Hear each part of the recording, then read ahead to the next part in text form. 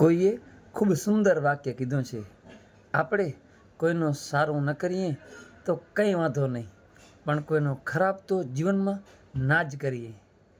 કારણ કે દુનિયા કમજોર થઈ શકે, પણ આ દુનિયા બનાવવાવાળો કમજોર નથી.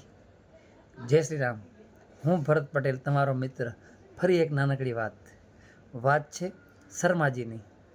એક શર્માજી રોજ ઓફિસથી ઘર જાય, આવ જાવ કરે, કારણ કે એમનું કામ, દફતરમાં એમનું કામ હોય. એકવાર એ સવારના સમયે ઓફિસ જવા માટે નીકળ્યા.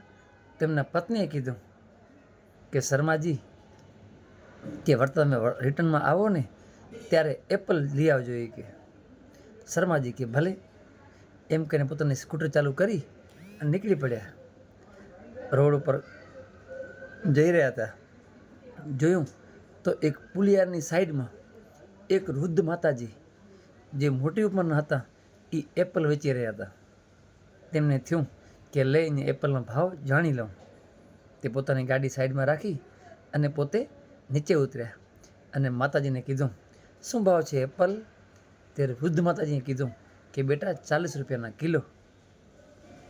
તો શર્માજી હતા ને, એ તો મંડ્યા ભાવતાલ કરવા માટે કે માતાજી, એટલા બધા ભાવ ન હોય, 30 રૂપિયા કિલોના લ્યો, મારે 2 કિલો લેવા છે. તે વૃદ્ધ માતાજીએ કીધું કે બેટા, તારે હાવ એવું હોય તો તું મને કિલોના 35 રૂપિયા દે કે, પણ ભાવતાલ ન કરાવ તો સારું હોય કે. પણ શર્માજી તો અડી પડ્યા બસ ભાવતાલ કરાવવા માટે, બીજું કાંઈ નહીં. કે ના, તમે 30 રૂપિયા કિલો લ્યો, તમને તો ઘણાએ મળે છે, એવા બસ ભાવતાલ કરવા માટે એવું ખૂબ કીધું માતાજીને. તે માતાજી કીધું, ના બેટા, 35 રૂપિયા આપીશ તો ચાલશે, પણ 30 તો મારાથી નહીં થાય કે. શર્માજી થોડા ક્રોધી થઈ અને પોતાની સ્કૂટર ચાલુ કરી ત્યાંથી નીકળી ગયા ઓફિસ જવા માટે. ઓફિસે ગયા, બધું કામકાજ કર્યું. સાંજનો સમય થયો ને, જ્યારે ઓફિસથી ઘરે જવા નીકળ્યા ત્યારે યાદ આવ્યું હતું કે શર્માજીએ, કે મિસિસ શર્માજીએ ઘરથી કીધું છે કે એપલ લઈને આવજો એમ. તો કે એપલ લેવાના છે. એ પોતાના ઓફિસની બાજુમાં એક મોટો ફ્રૂટનો ભંડાર હતો, જે બહુ મોટી દુકાન હતી. ચકચકાટ, આમ ચકચકાટ દુકાન, અને બહુ મોટી દુકાન હતી. ત્યાં ગયા, ત્યાં ફિક્સ રેટનું બોર્ડ મારેલું હતું. ત્યાં જઈને જોયું તો ભાવ હતો એપલનો કિલોના 50 રૂપિયા. આ જોઈને ચોંકી ગઈ રહી કે ત્યાં માતાજી બચારા 40માં કિલો વેચતા હતા રહ્યા, છતાં પણ ભાવતાલ કરાયો તો મને એમ કીધું કે બેટા 35 રૂપિયા આપજે કે, અહીંયા કને 50 રૂપિયા કે. તો એમને ભાઈને કીધું, અંદર જે હતા ને શેઠ, કે ભાઈ એપલના ભાવ કે 50 રૂપિયા કિલોના? તો કે બારે તો માર્કેટમાં 40 ભાવ ચાલી રહ્યો છે એ કે, તમે 40 ભાવ લેજો એ કે. તો દુકાનદારે કીધું કે ના, અમે ભાવતાલ કરતા નથી. તમે જુઓ છો ને, બોર્ડ મારે છે ફિક્સ રેટનું. આ બાજુ જો બોર્ડ મારે છે કે ભાવતાલ કરીને અમને શરમાવશો નહીં, એમ કીધું ને. એટલે આ તો કે સાચી વાત છે, પણ હું કે તમારે લઉં છું ને કે. તો દુકાનદારે કીધું કે હા, તમે મારા કાયમના ગ્રાહક છો કે, તમે શું કામ આજ ભાવતાલ કરાવો છો? ત્યારે શર્માજીએ કીધું કે આજે એક જોયું ને, જાણવા મળ્યું કે બારે છે ને 40માં કિલો વેચાય છે, એટલા માટે તમને કીધું એ કે. તો કે ના, 40માં નહીં પોસાય કે. એમ કરીને શર્માજી ત્યાંથી નીકળી ગયા. સ્કૂટર ચાલુ કર્યું અને સ્કૂટર ફટાફટ ભગાયું. એને એમ થયું કદાચ માતાજી બેઠા હો ને ત્યાંથી હું એપલ લઈ લઉં. તે સ્કૂટર ચાલુ ફટાફટ કરી અને નીકળ્યા. ત્યાં પુલિયા નીચે માતાજી બેઠા હતા એપલ લઈને. ત્યાં ગયા, તે માતાજી દૂરથી જ જોઈ ગયા. એ કે એ બાબુભાઈ, બાબુ સાહેબ, કે એપલ લઈ લો નહીં કે, કિલોના તમે 35 રૂપિયા આપજો એ કે. શર્માજી તો ગયા અને કીધું કે માતાજી, મને માફ કરજો એ કે, તમે એપલ મને 2 કિલો આપી જ દો એ કે, અને લેવા 100 રૂપિયા. તે માતાજી કીધું કે બેટા, મારી પાસે ખુલ્લા નથી કે, તને એપલ વધારે આપી દઉં એ કે 100 રૂપિયાના. તો શર્માજીએ કીધું કે ના માતાજી, મને એમ હતું કે બજારમાં ઓછા ભાવ હશે, પણ બીજે તો બધે 50નો જ ભાવ છે એ કે, તમે 50 રૂપિયાનો જ ભાવ લ્યો એ કે મારી પાસે એ કે. મને બસ 2 કિલોના તમે 100 રૂપિયા લ્યો, અને બસ તમે 100 રૂપિયા રાખો એ કે, મારે પાછા નથી ખપતા એ કે. માતાજી તો આંખમાં બધા આંસુ આવી ગયા અને એના આ શર્માજીને કીધું કે બેટા, તારો આભાર એ કે. ત્યારે શર્માજીએ કીધું કે માં, આભાર શેનો એ કે, તમે આ રીતને વેપાર કરો છો એ કે અમારી ફરજ છે કે ભાવતાલ ક્યારેય ન કરાવું તમારે કને એ કે, પણ મારી ભૂલ થઈ એ ભાવતાલ મેં કરાયો તમારી પાસે એ કે. ત્યારે વૃદ્ધ માતાજીએ કીધું કે બેટા તને શું કહું એ કે મારા પતિ બીમાર હતા એ કે, અને એ બીમારીમાં એ ચાલ્યા ગયા, ગુજરી ગયા એ કે.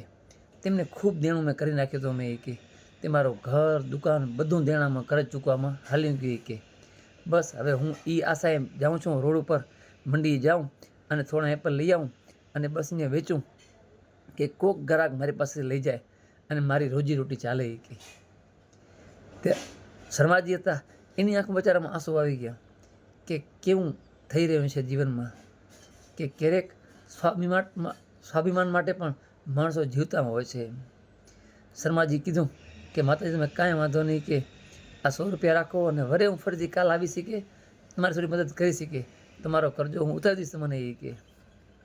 બચારા વૃદ્ધની આંખમાં તો આંસુ, ખુશીના આંસુ આવી ગયા કે વાહ ભગવાને મને કોઈ સારો માણસ મૂક્યો છે. ઘરે ગયો અને મિસિસ શર્માજી એના પત્નીને કીધું કે લો આ તમારા 2 કિલો એપલ અને મને એક 500 રૂપિયા નોટ આપજો કાલે સવારે કે મારે કોઈકની મદદ કરવી છે એ કે. તે 500 રૂપિયા આપ્યા શર્માજીના ઘરનાએ શર્માજીને અને કીધું કે વળી કોની મદદ કરવાની છે એ કે. બધી કહાની હતી ને વૃદ્ધ માતાજીની એ શર્માજીને પત્નીને કીધી અને પત્ની પર કીધું કે ના ના તમે મદદ જરૂર કરજો એ કે. પછી વરે સવાર થયો ને એટલે શર્માજી આ વૃદ્ધ માતાજી પાસે આવ્યા અને 500 રૂપિયા આપ્યા અને કીધું કે લ્યો માતાજી હવે તમે વધારે થોડા ફળ લેજો એ કે અને વધારે વેચજો એ કે, અને તમારા ફળ ચોક્કસ વેચાઈ જશે એ કે. બસ આવી રીતે તમે આસ્તે આસ્તે તમે એક લારી પણ તમે થઈ શકશે એ કે. ત્યારે માતાજીએ એમ કીધું કે બેટા તારો 500 રૂપિયાનો કરજ કેવી રીતે ચૂકવી શકે છે કે પછી એ કે. ત્યારે શર્માજી કીધું કે એમાં ચિંતા ના કરો, હું તમારા કરતા રોજ ફળ લઈશ એ કે, તમારે કરજ ચૂકવવાની જરૂર નથી એ કે. બચારા માતાજી ખુશીનો પાર ન રહ્યો કે વાહ પ્રભુ વાહ, પરમેશ્વરનો જેટલો આભાર માને ને એટલો ઓછો એમ. બસ કે પ્રભુએ તમને મૂક્યા છે એ કે. આ બાજુ શર્માજી એની ઓફિસે ગયા અને ઓફિસમાં જેટલા પણ એના હતા ને સહકર્મચારીઓ એના મિત્રો એમને કીધું કે આપણે એક માતાજીની મદદ કરવાની છે. બસ આપણે જે પણ ફ્રૂટ લેવું હોય ને આપણે આ પુલિયાની બાજુમાં રોડ ઉપર એક વૃદ્ધ માતાજી બેસે છે, તમારે જ્યારે પણ જરૂર હોય ને આપણે ત્યાંથી લેવાનું છે અને ક્યારે પણ ભાવ તાલ ક્યારે પણ કરવો નહીં. આપણે થઈ શકે તો 10 રૂપિયા વધારે આપવાના પણ ઓછા ક્યારેય આપવા નહીં. બાજુ શર્માજી બધી વાત કરીને બધા મિત્રોને પણ ખૂબ ગમી ગઈ કે ના ના આપણે ચોક્કસ મદદ કરશું એમ. પછી તો હરોજના 20-25 ગ્રાહક વધવા માંડે માતાજી પાસે અને માતાજી હરોજ સવારે લઈ આવે અને સાંજે તો પૂરું થઈ જાય. માતાજીનો વેપાર વધી ગયો. પછી થોડો કરતાં ભેગા થયા રૂપિયા અને આ બાજુ શર્માજીના મિત્રોએ ભેગા થઈને એક લારી લીધી માતાજીને અને માતાજીને લારી આપી અને કીધું કે માતાજી હવે તમે છે ને લારી પર ફ્રૂટ વેચજો એ કે, તમારે નીચે બેસવાની જરૂર નહીં પડે એ કે. માતાજી તો ખૂબ ખુશ થઈ ગયા અને એમનો ખૂબ આભાર માન્યો. વાત એક નાની છે આર્યા, પણ આપણે ઘણીવાર મોટા શોરૂમમાં જઈએ છીએ ને તો ભાવતાલ 1 પણ રૂપિયો કરતા નથી. 1191 થયા હશે ને કાં તો 1190 લે એમ પણ આપણે નહીં કહીએ. પણ આવા વૃદ્ધ માતાજી જેવા કે બચારા પોતાના સ્વાભિમાન માટે જીવતા હોય છે એના પાસે આપણે ભાવતાલ કરાવીએ છીએ. એમ કહીએ છીએ કે ભાઈ થોડું મને વધારે આપી દો, આ લ્યો 100 રૂપિયા મને અડધો કિલો વધારે આપી દો, ભાવ ઓછા લ્યો. તો ખરેખર આપણે એમને સપોર્ટ કરવાની જરૂર છે, કારણ કે વૃદ્ધ માતાજી જેવા કેટલાય આપણી આજુબાજુ હોય છે. ક્યારેક કોઈ ફુગા વેચતું હોય છે, ક્યારેક કોઈ મટકા વેચતા હોય છે. જે પરિવાર કંઈક ને કંઈક એમની આર્થિક સ્થિતિ નબળી હોય છે, એટલા માટેથી ને એ લોકો રોડ ઉપર કેવી રીતે વેચતા હોય છે પોતાનું ગુજરાન ચલાવવા માટેથી ને. તો બસ આપણે થઈ શકે ને તો મદદ કરીએ, પણ કોઈનો ખરાબ ક્યારેય ન કરીએ. જે પોતાના સ્વાભિમાન માટે જીવતા હોય છે ને, નાનો વેપાર કરતા હોય છે, એમની સાથે ક્યારેય ભાવતાલ ન કરીએ, કારણ કે તે મજબૂર હોય છે વેચવા માટે થઈને, પોતાના પરિવાર માટે થઈને. તો બસ આપણે આ વાર્તા ઉપરથી એક શીખ લઈએ કે ભાવતાલ જીવનમાં ના કરીએ અને બસ પ્રભુએ આપણને આપ્યું હોય તો એમાંથી કંઈક આપણને હિતાયોગ્ય એની મદદ જરૂર કરીએ, એના ચહેરા ઉપર ખુશી લાવીએ, એનું ખુશીનું કારણ બનીએ. તો પરમેશ્વર છે ને આપણામાંથી હંમેશા રાજી હોય છે. અને એ તો રાજી તો જ રહે છે કે આપણે આવી નાના નાના કોઈને ખુશીનું કારણ બનીએ. બસ આ મિત્રો વાત તમને ગમતી હોય તો આગળ શેર જરૂર કરજો.